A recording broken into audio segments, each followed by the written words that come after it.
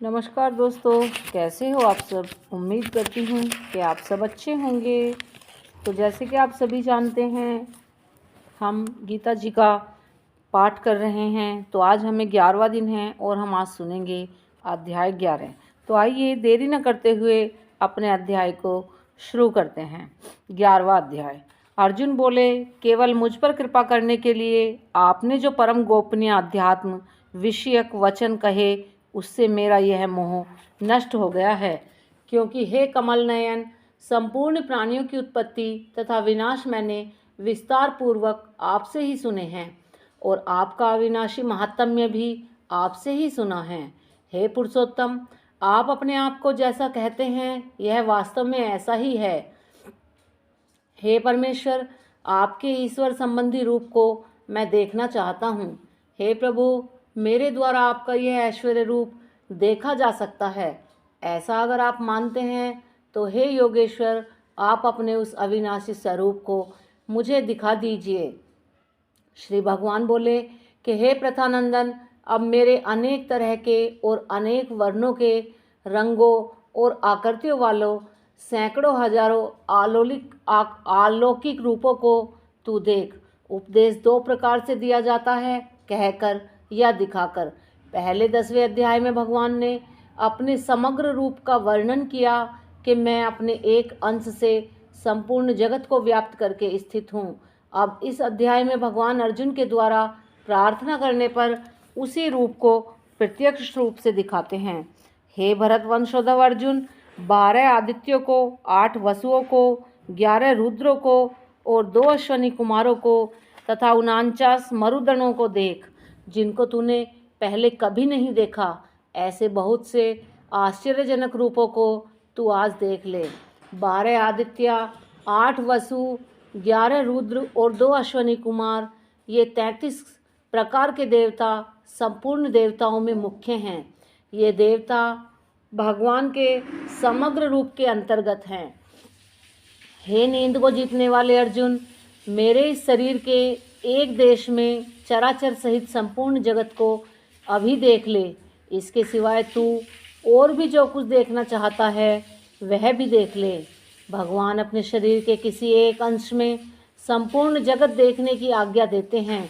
इससे सिद्ध होता है कि भगवान श्री कृष्ण समग्र हैं और उनके एक अंश में संपूर्ण जगत अर्थात अनंत ब्रह्मांड है। जब संपूर्ण जगत भगवान के किसी एक अंश में है तो फिर भगवान के सिवाय क्या शेष रहा। सब कुछ भगवान ही तो हुए। परंतु तू इस अपनी आँख चर्म चक्षु से मुझे देख ही नहीं सकता, इसलिए मैं तुझे दिव्य चक्षु देता हूँ, जिससे तू मेरी ईश्वरीय सामर्थ्य को देख सकेगा। संजय बोले कि हे राजन, ऐसा कहकर फिर महायोगेश्वर भगवान श्री कृष्ण ने अर्जुन को परम ऐश्वर्य विराट रूप दिखाया। भगवान को महायोगेश्वर कहने का तात्पर्य है कि भगवान संपूर्ण योगों के ईश्वर हैं। ऐसा कोई भी योग नहीं है जिसके ईश्वर स्वामी भगवान ना हो।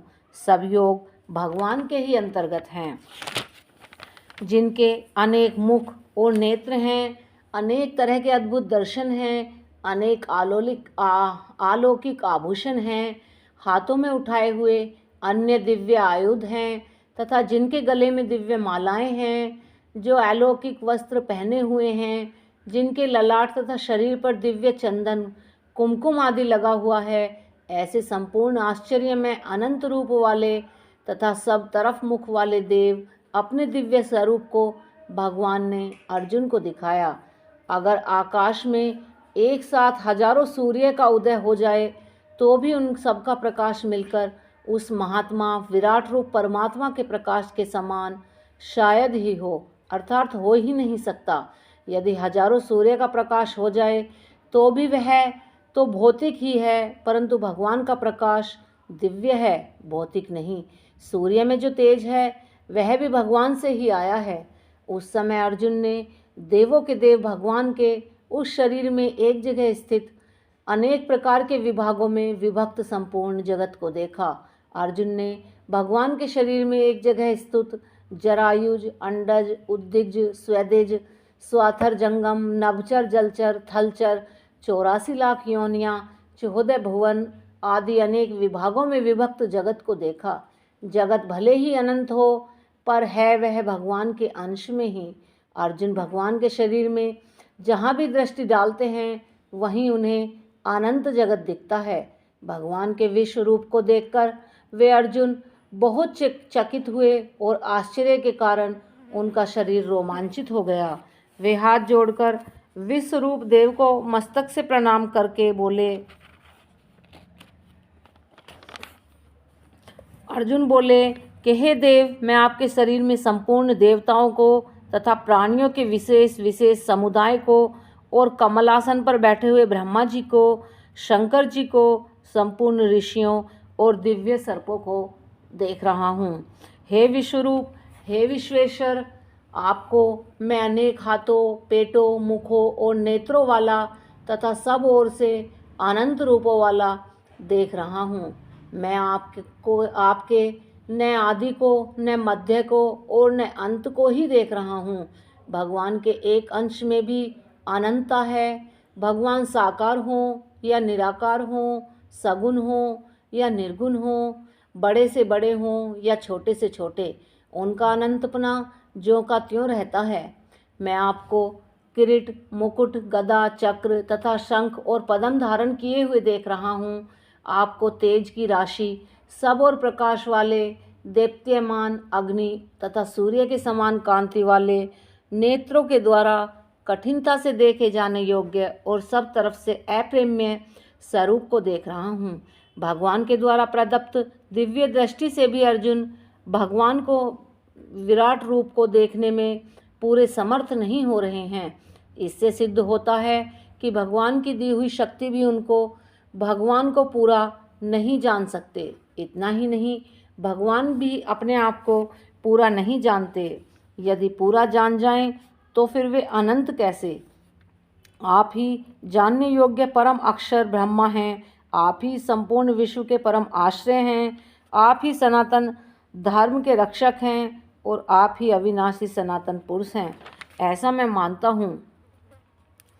पदों से निर्गुण निराकार का, पदों से सगुण निराकार का और पदों से सगुण साकार का वर्णन हुआ है। ये सब मिलकर भगवान का समग्र रूप है, जिसे जान लेने पर फिर भी कुछ और जानना शेष नहीं रह जाता। आपको मैं आदि, मध्य, अंत से रहित, अनंत प्रभावशाली, अनंत भुजाओं वाले, चंद्र और सूर्य रूप नेत्रों वाले, प्रज्वलित अग्नि मुखों वाले और अपने तेज से इस संसार को तापते हुए देख रहा हूँ। हे महात्मन, यह स्वर्ग और पृथ्वी के बीच का अंतराल और संपूर्ण दिशाएं एक आपसे ही परिपूर्ण हैं। आपके इस अद्भुत और उग्र रूप को देखकर तीनों लोग व्यथित अर्थात व्याकुल हो रहे हैं। वे ही देवताओं के समुदाय आप में प्रविष्ट हो रहे हैं। उनमें से कई तो भयभीत होकर हाथ जोड़े हुए आपके नामों और गुणों का कीर्तन कर रहे हैं। महर्षियों और सिद्धों के समुदाय कल्याण हो, मंगल हो, ऐसा कहकर उत्तम उत्तम श्रोतों के द्वारा आपकी स्तुति कर रहे हैं। देवता, महर्षि, सिद्ध आदि सभी भगवान के ही विराट रूप के अंग हैं। अतः प्रविष्ट होने वाले, भयभीत होने वाले, भगवान के नामों और गुणों का कीर्तन करने वाले तथा स्तुति करने वाले भी भगवान हैं। और जिनमें प्रविष्ट हो रहे हैं, जिनसे भयभीत हो रहे हैं, जिनके नामों और गुणों का कीर्तन कर रहे हैं तथा जिनकी स्तुति कर रहे हैं, वह भी भगवान ही हैं। जो 11 रुद्र, 12 आदित्य, 8 वसु, 12 साध्यगण, 10 विश्वदेव और 2 अश्वनी कुमार तथा 49 मरुदगण और गरम गरम भोजन करने वाले 7 पितृगण तथा गंधर्व, यक्ष, असुर और सिद्धों के समुदाय हैं, वे सभी चकित होकर आपको देख रहे हैं। हे महाबाहो, आपके बहुत मुख और नेत्रों वाले, बहुत भुजाओं, जंघाओं और चरणों वाले, बहुत उदरों वाले और बहुत विकराल दाढ़ों वाले महान रूप को देखकर सब प्राणी व्यथित हो रहे हैं तथा मैं भी बहुत ज़्यादा व्यथित हो रहा हूँ। क्योंकि हे विष्णु, आपके देप्यमान अनेक वर्ण हैं, आप आकाश को स्पर्श कर रहे हैं, अर्थात सब तरफ से आप बहुत बड़े हैं। आपका मुख फैला हुआ है, आपके नेत्र प्रदीप्त और विशाल हैं। ऐसे आपको देखकर भयभीत अंतःकरण वाला मैं धैर्य और शांति को प्राप्त नहीं हो रहा हूँ। आपके प्रलय काल की अग्नि के समान प्रज्वलित दाढ़ों के कारण विकराल भयानक मुखों को देखकर मुझे न तो दिशाओं का ज्ञान हो रहा है और न शांति ही मिल रही है। इसलिए हे देवेश, हे जगन निवास, आप प्रसन्न होइए। हमारे पक्ष के मुख्य मुख्य योद्धाओं के सहित भीष्म, द्रोण, कर्ण भी आप में प्रविष्ट हो रहे हैं। राजाओं के समुदाय के सहित धृतराष्ट्र के वे ही सब के सब पुत्र आपके विकराल दाढ़ों के कारण भयंकर मुखों में बड़ी तेजी से प्रविष्ट हो रहे हैं। उनमें से कई एक तो चूर्ण हुए सिरों सहित आपके दांतों के बीच में फंसे हुए दिख रहे हैं। जैसे नदियों के बहुत से जल के प्रवाह स्वाभाविक ही समुद्र के सम्मुख दौड़ते हैं, ऐसे ही वे संसार के महान शूरवीर आपके सब तरफ से देप्यमान मुखों में प्रवेश कर रहे हैं। जैसे पतंगे मोहवश अपना नाश करने के लिए बड़े वेग से दौड़ते हुए प्रज्वलित अग्नि में प्रविष्ट होते हैं, ऐसे ही ये सब लोग भी मोहवश अपना नाश करने के लिए बड़े वेग से दौड़ते हुए आपके मुख में प्रविष्ट हो रहे हैं। आप अपने प्रज्वलित मुखों द्वारा संपूर्ण लोकों का ग्रसन करते हुए उन्हें सब ओर से बार बार चाट रहे हैं। और हे विष्णु, आपका उग्र प्रकाश अपने तेज से संपूर्ण जगत को परिपूर्ण करके सबको तपा रहा है। मुझे यह बताइए कि उग्र रूप वाले आप कौन हैं? हे देवताओं में श्रेष्ठ, आपको नमस्कार हो, आप प्रसन्न होइए। आदि रूप आपको मैं तत्व से जानना चाहता हूँ, क्योंकि मैं आपकी प्रवृत्ति को भली भांति नहीं जानता। भगवान के ऐश्वर्य युक्त उग्र रूप को देखकर अर्जुन इतना घबरा जाते हैं कि अपने ही सखा श्री कृष्ण से पूछ बैठते हैं कि आप कौन हो। श्री भगवान बोले, मैं संपूर्ण लोकों का नाश करने वाला बढ़ा हुआ काल हूँ और इस समय मैं इन सब लोगों का संहार करने के लिए यहाँ आया हूँ। तुम्हारे प्रतिपक्ष में जो योद्धा लोग खड़े हैं वे सब तुम्हारे युद्ध किए बिना भी नहीं रहेंगे, इसलिए तुम युद्ध के लिए खड़े हो जाओ और यश को प्राप्त करो तथा शत्रुओं को जीतकर धन धान्य से संपन्न राज्य को भोगो। ये सभी मेरे द्वारा पहले से ही मारे हुए हैं। हे सव्यसाचिन अर्थात दोनों हाथों से बाण चलाने वाले अर्जुन, तुम इनको मारने में निमित्त मात्र बन जाओ। निमित्त मात्र बनने का तात्पर्य यह नहीं है कि नाम मात्र के लिए कर्म करो, प्रत्युत इसका तात्पर्य है कि अपनी पूरी की पूरी शक्ति लगाओ, पर अपने को कारण मत मानो, अर्थात अपने उद्योग में कमी भी मत रखो और अपने आप पर अभिमान भी मत करो। आप सिर्फ मनुष्य अपने कर्म करे। भगवान ने अपनी ओर से हम पर कृपा करने में कोई कमी नहीं रखी है, हमें तो निमित्त मात्र बनना है। अर्जुन के सामने तो युद्ध था, इसलिए उनसे कहते हैं कि तुम निमित्त मात्र बनकर युद्ध करो, तुम्हारी विजय अवश्य होगी। इस तरह हमारे सामने संसार है, इसलिए हम भी निमित्त मात्र हैं और निमित्त मात्र बनकर साधन करें तो संसार पर हमारी विजय अवश्य ही होगी। हम लोग सिर्फ कर्म करें, ये ना सोचें कि ये हमारी वजह से हो रहा है। हमारा तो सिर्फ कर्म करने का ही कार्य है। द्रोण तथा भीष्म तथा जयद्रथ और कर्ण तथा अन्य सभी मेरे द्वारा मारे हुए सूरवीरों को तुम मारो, तुम व्यथा मत करो और युद्ध करो। युद्ध में तुम निसंदेह वैरियों को जीतोगे। भगवान अर्जुन से कहते हैं कि ये सभी सूरवीर शत्रु मेरे द्वारा पहले से ही मारे हुए हैं। इससे साधकों को यह समझना चाहिए कि राग, द्वेष, काम, क्रोध आदि शत्रु भी पहले से ही मारे हुए हैं, अर्थात सत्ता रहित हैं। इनको साधक ने ही सत्ता और महत्ता देकर अपने में स्वीकार किया है।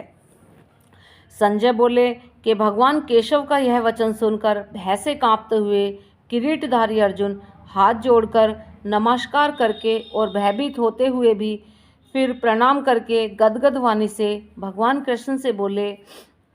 अर्जुन बोले कि हे अंतर्यामी भगवान, आपके नाम गुण लीला का कीर्तन करने से यह संपूर्ण जगत हर्षित हो रहा है और अनुराग प्रेम को प्राप्त हो रहा है। आपके नाम गुण आदि के कीर्तन से भयभीत होकर राक्षस लोग दसों दिशाओं में भागते हुए जा रहे हैं और संपूर्ण सिद्धगण आपको नमस्कार कर रहे हैं। यह सब होना उचित ही है। हे महात्मन, गुरुओं के भी गुरु और ब्रह्मा के भी आदिकर्ता, आपके लिए वे सिद्धगण नमस्कार क्यों नहीं करें? क्योंकि हे अनंत, हे देवेश, हे जगन निवास, आप अक्षर स्वरूप हैं। आप सत भी हैं, आप असत भी हैं और उनसे सत असत से पर भी जो कुछ है वह भी आप ही हैं। सत्य और असत्य दोनों सापेक्ष होने पर लौकिक हैं और जो इनसे परे है वह निरपेक्ष होने से अलौकिक है। लौकिक और अलौकिक दोनों ही परमात्मा के समग्र रूप हैं। परमात्मा की परा और अपरा प्रकृति सत्य असत्य से परे नहीं है, पर परमात्मा सत्य असत्य से भी परे है। आप ही आदिदेव और पुराण पुरुष हैं तथा आप ही संसार के परम आश्रय हैं। आप ही सबको जानने वाले, जानने योग्य और परम धाम हैं। हे अनंत रूप, आपसे ही संपूर्ण संसार व्याप्त है। आप ही वायु, यमराज, अग्नि, वरुण, चंद्रमा, दक्ष आदि प्रजापति और पितामह ब्रह्मा जी के भी पिता हैं। आपको हजारों बार नमस्कार है, नमस्कार है और फिर भी आपको हम बार बार नमस्कार कर रहे हैं। आपको नमस्कार है। हे सर्वस्वरूप, आपको आगे से भी नमस्कार है और पीछे से भी नमस्कार है। आपको सब ओर से दसों दिशाओं से ही नमस्कार है। हे अनंत वीर्य, असीम पराक्रम वाले, आपने सबको एक देश में समेट रखा है। अतः आप सब कुछ आप ही हैं। ब्रह्मा, विष्णु, शंकर, रुद्र, आदित्य, वसु, साध्यगण, विश्वदेव, अश्वनी कुमार, मरुदगण, पितृगण, सर्प, गंधर्व, यक्ष, राक्षस, असुर, ऋषि, महर्षि, सिद्धगण, वायु, यमराज, अग्नि, वरुण, चंद्रमा, सूर्य आदि और इनके सिवाय भीष्म, द्रोण, कर्ण, जयद्रथ आदि समस्त राजा लोग, ये सब के सब दिव्य विराट रूप के ही अंग हैं। इतना ही नहीं, अर्जुन, संजय, धृतराष्ट्र तथा कौरव और पांडव सेना भी उसी विराट रूप के ही अंग हैं। तात्पर्य है कि जड़ चेतन स्थान पर जंगम रूप से जो कुछ भी देखने, सुनने तथा सोचने में आता है वह सब अविनाशी भगवान ही हैं। आपकी इस महिमा को न जानते हुए मेरे सखा हैं ऐसा मानकर मैंने प्रमाद से अथवा प्रेम से भी हठपूर्वक बिना सोचे समझे हे कृष्ण, हे यादव इस प्रकार जो कुछ कहा है, और हे अच्युत हंसी दिल लगी में चलते फिरते, सोते जागते, उठते बैठते, खाते पीते समय अकेले अथवा उन सखाओं, कुटुंबियों आदि के सामने मेरे द्वारा आपका जो कुछ तिरस्कार, अपमान किया गया है, हे अप्रेमस्य रूप, यह सब आपसे मैं क्षमा मांगता हूँ। अर्थात आपसे मैं बार बार क्षमा मांगता हूँ। आप ही इस चराचर संसार के पिता हैं, आप ही पूजनीय हैं और आप ही गुरुओं के महान गुरु हैं। हे अनंत प्रभावशाली भगवान, इस त्रिलोकी में आपके समान भी कोई दूसरा नहीं है, फिर आपसे अधिक तो हो ही कैसे सकता है। इसलिए स्तुति करने योग्य आप ईश्वर को मैं शरीर से लंबा पढ़कर प्रणाम करके प्रसन्न करना चाहता हूँ। जैसे पिता पुत्र का, मित्र जैसे मित्र का और पति जैसे पत्नी का अपमान सह लेता है, ऐसे ही आप मेरे द्वारा किया गया अपमान सहने में अर्थात क्षमा करने में समर्थवान हैं। जिसको पहले कभी नहीं देखा उस रूप को देखकर मैं हर्षित हो रहा हूँ और साथ ही साथ भय से मेरा मन अत्यंत व्यथित हो रहा है। अतः आप मुझे अपने उसी देव रूप शांत विष्णु रूप को दिखाइए। हे देवेश, हे जगन निवास, आप प्रसन्न हो जाइए। मैं आपको वैसे ही किरीट, मुकुटधारी, गदाधारी और हाथों में चक्र लिए अर्थात चतुर्भुज रूप से देखना चाहता हूँ। इसलिए हे सहस्त्र भावो, हे विश्वमूर्ते, आप उसी चतुर्भुज रूप से शंख, चक्र, गदा, पद्म सहित हो जाइए। श्री भगवान बोले कि हे अर्जुन, मैंने प्रसन्न होकर अपनी सामर्थ्य से मेरा यह अत्यंत सर्वश्रेष्ठ रूप, तेज स्वरूप, सबका आदि और अनंत विश्व रूप तुझे दिखाया है, जिसको तुम्हारे सिवाय पहले किसी ने नहीं देखा। हे कुरुश्रेष्ठ, मनुष्य लोक में इस प्रकार के विश्व रूप वाला मैं न वेदों के पाठ से, न यज्ञों के अनुष्ठान से, न शास्त्रों के अध्ययन से, न दान से, न उग्र तपों से और न मात्र क्रियाओं से तेरे कृपा पात्र के सिवाय और किसी के द्वारा देखा जा सकता हूँ। मेरा यह इस प्रकार का उग्र रूप देखकर तुझे व्यथा नहीं होनी चाहिए और विमूढ़ भाव भी नहीं होना चाहिए। अब निर्भय और प्रसन्न मन वाला होकर तू फिर उसी मेरे इस चतुर्भुज रूप को अच्छी तरह से देख ले। अर्जुन को भयभीत देखकर भगवान कहते हैं कि मैं शांत तथा उग्र किसी भी रूप में दिखाई दूं हूँ तो मैं तुम्हारा सखा ही। तुम डर गए तो यह तुम्हारी मूर्खता है। जो कुछ भी दिख रहा है वह सब मेरी लीला है, इसमें डरने की कोई बात नहीं है। हमें जो संसार में दिखता है वह भगवान का विराट रूप नहीं है, कारण कि विराट रूप तो दिव्य और अविनाशी है, पर दिखने वाला संसार भौतिक और नाशवान है। जैसे हमें भौतिक वृंदावन तो दिखता है पर उसके भीतर का दिव्य वृंदावन नहीं दिखता, ऐसे ही हमें भौतिक विश्व तो दिखता है पर उसके भीतर का दिव्य विश्व विराट रूप नहीं दिखता। ऐसा दिखने में कारण यह है कि सुख भोग की इच्छा, भोग इच्छा के कारण ही जड़ता, भौतिकता, मलिनता दिखती है। यदि भोग इच्छा को लेकर संसार में आकर्षण न हो तो सब कुछ चिन्ह में विराट रूप ही है। संजय बोले, वासुदेव भगवान ने अर्जुन से ऐसा कहकर फिर उसी प्रकार से अपना रूप देव रूप दिखाया और महात्मा श्री कृष्ण ने पुनः सौम्य रूप द्विज मानस रूप होकर इस भयभीत अर्जुन को आश्वासन दिया। अर्जुन बोले कि हे जनार्दन, आपके इस सौम्य मनुष्य रूप को देखकर मैं इस समय स्थिर चित्त हो गया हूँ और अपनी स्वाभाविक स्थिति को प्राप्त हो गया हूँ। द्विज मनुष्य रूप कृष्ण, चतुर्भुज रूप विष्णु और सहस्त्रभुज विराट रूप तीनों एक ही समग्र भगवान के रूप हैं। श्री भगवान बोले, यह जो चतुर्भुज रूप तुमने देखा है इसके दर्शन अत्यंत दुर्लभ हैं। देवता भी इस रूप को देखने के लिए नित्य लालियत रहते हैं।